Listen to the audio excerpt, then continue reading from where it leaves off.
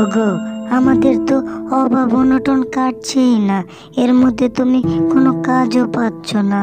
আমাদের যে কি একটা খারাপ দিন যাচ্ছে। আমাদের মেয়েটার কথা কি তুমি একটু ভেবে দেখেছো?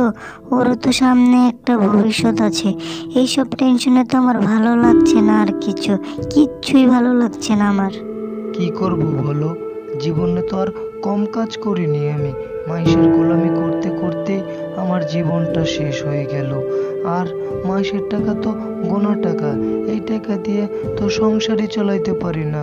আর ভবিষ্যৎ কি দেখবো তুমিই বলো। পরের কাজ ছাড়া আর কি কাজ করবে বলো? আমাদের ঘরে বাজার সদাই তো লাগবে, খাওয়া দাওয়া তো লাগবে, তাও তো নাই। পরের কাজ করে তো তাও দুমুঠো খেতে পারবো, তাই না? তাহলে সমস্যা কি বলো? কি কইছে তোমারে? আমার নিজের কাজ নাই। এখন থেকে আমি নিজের কাজ নিজেই করবো। আমি আমার জায়গায় চাষাবাদ করবো। চাষাবাদ কইরা যে টাটকা টাটকা সবজি পামু ওগুলা বাজারে বেচমু। ভালো দাম পাইলে সংসার ভালো চলবো। আমাকে সংসারের আয় উন্নতি হইব এখন থেকে, বুঝছো? আচ্ছা, তুমি যে চাষাবাদ করবা, তাইলে চাষাবাদের জমি কই পাবা? তোমার তো আর অন্য কোনো জমি নেই চাষ করার মতো।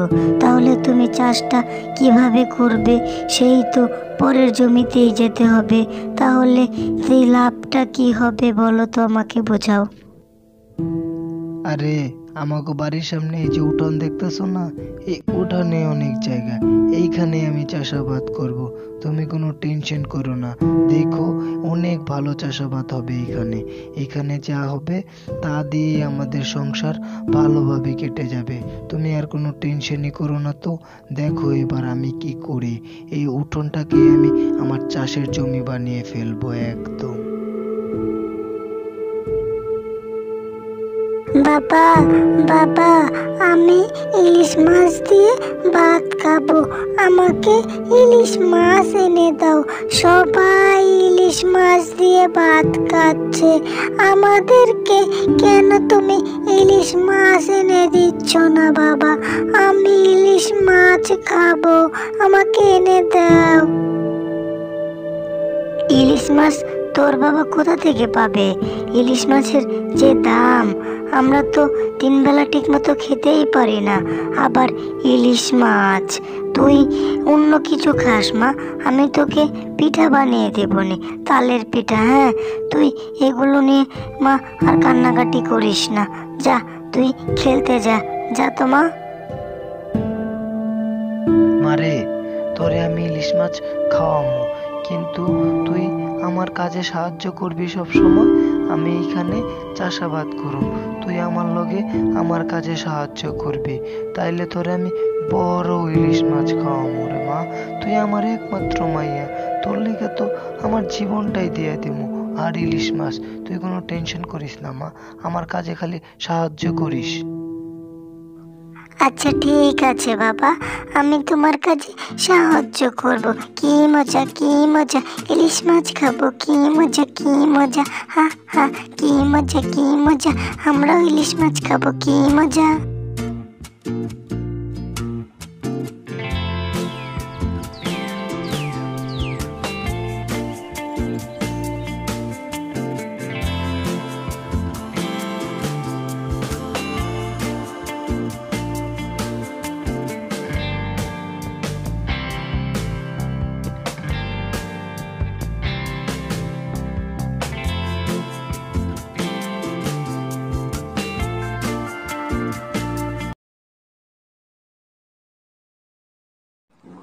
আমাদের বেগুন গাছে কি সুন্দর সুন্দর ফুল ধরেছে।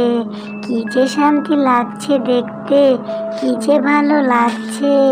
বাহ, বাতাসে ঘ্রাণ আসতেছে, কি মধুর ঘ্রাণ, কি যে শান্তি লাগছে, খুব ভালো লাগছে দেখতে। হ্যাঁ রে মা, এটা তো আমাকে কষ্টের ফল, আমাকে ধৈর্যের ফল। দেখেছিস কত ভালো লাগছে। নিজে কষ্ট করে কাজ করলে ওটার একটা শান্তি আলাদা। কি ভালো লাগছে। আরে এইভাবে বলছো কেন তোমরা? তোমরা তো নিজেদের বাগানে নিজেরাই চোখ লাগিয়ে দিচ্ছ। কি সুন্দর আমার বাগানটা হয়েছে, তোমরা এইভাবে বলে আরো নজর লাগিয়ে দিচ্ছ। মানুষে কি বলবে? তোমরাই তো নজর লাগিয়ে দিচ্ছ। এভাবে বলো না। আগে এই ফুল থেকে সবজি হোক, বেগুন হোক, বাজারে নিয়ে বেচো। যদি কিছু টাকা আসে পরেই তো শান্তি, তাই না? হ্যাঁ, তুমি তো ঠিকই কইতাছো। আকাশটাও কিরকম মেঘলা হয়ে গেছে। এখন যদি বৃষ্টি পড়ে তাহলে তো আমাদের বাগানের সব ফুল নষ্ট হয়ে যাবে। তাহলে আমাদের কি হবে? এই কি হলো?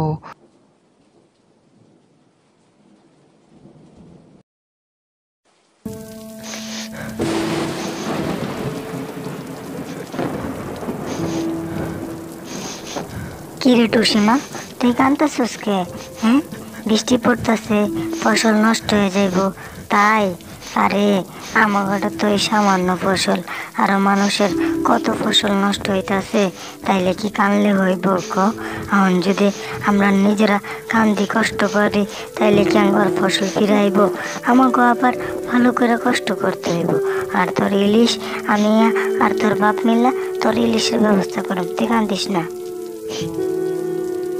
আরে পাগল মা আমার, কান্তাছোস কে তুই? তোর ইলিশ মাছ আমি যেমনি হোক তোর আইনা খাওয়াবো, যা। তাও তুই কান্দিস না, আমার মা না ভালো। তুই কানলে তো তোরে খারাপ দেওয়া যায়। তুই জানোস না তোর কান্দা আমি পছন্দ করি না। কান্দিস না, আমার মাটা ভালো, কান্দিস না। তোর ইলিশ মাছ আমরা যে করে হোক এই 2 দিনের মধ্যেই ব্যবস্থা করে দিব। তুই কান্দোস কে? আমার মাটা ভালো, কাইন্দ না আমার সোনা মা, কাইন্দ না আমার মাডা, কান্দে না আমার সোনা মা। আমি তো ইলিশ মাছ খাওয়ার জন্য কাঁদছি না। কত কষ্ট করে এই ফসলটা করেছিলাম আমরা সবাই মিলে, বৃষ্টি এখন সব নষ্ট করে দিচ্ছে। তাই আমার কষ্ট হচ্ছে অনেক। কিচ্ছুই ভাল লাগছে না এইসব থেকে, খুব কষ্ট লাগছে আমার, ভালো লাগছে না কিছু।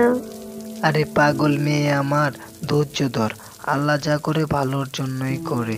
আল্লাহ আমাদের ধৈর্যের পরীক্ষা নেয়। চল তো, আর কাঁদিস না। চল মা, চল ঘরে চল, এখন চল।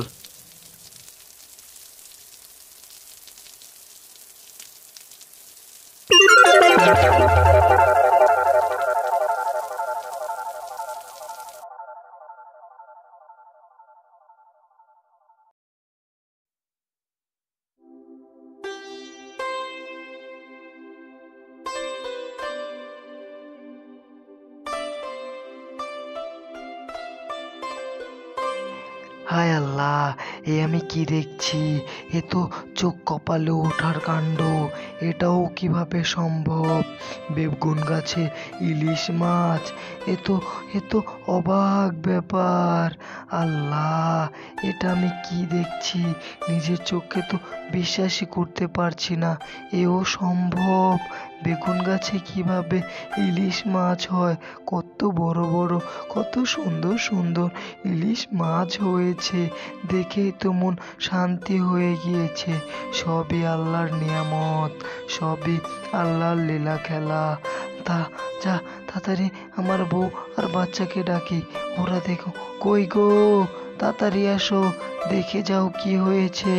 অলৌকিক কাণ্ড ঘটে গেছে, দেখে যাও। তাড়াতাড়ি আসো তোমরা, দেখে যাও। আইতাছি।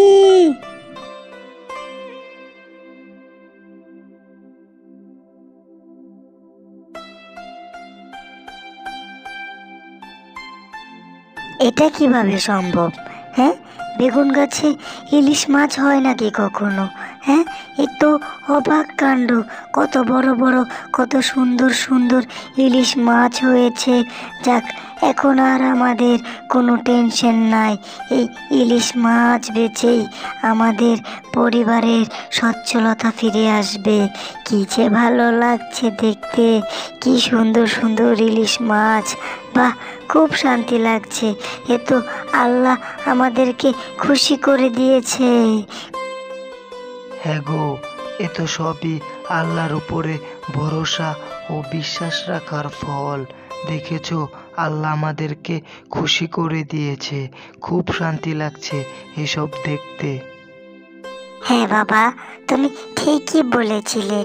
আল্লাহ যা করে ভালোর জন্যই করে। এই যে আমাদের ভালোর জন্য ইলিশ মাছ দিয়ে দিয়েছে বেগুন গাছে। কি সুন্দর দেখাচ্ছে, কি যে শান্তি লাগছে।